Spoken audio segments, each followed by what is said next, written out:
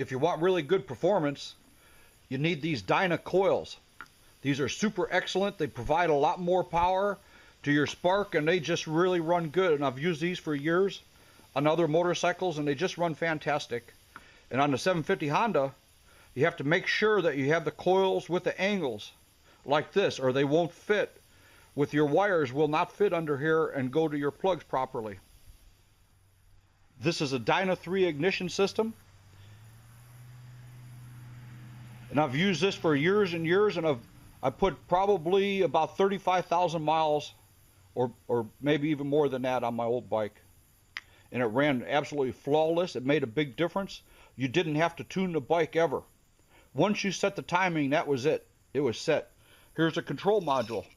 This replaces your points and condenser and all that stuff in there. And this isn't too hard to install.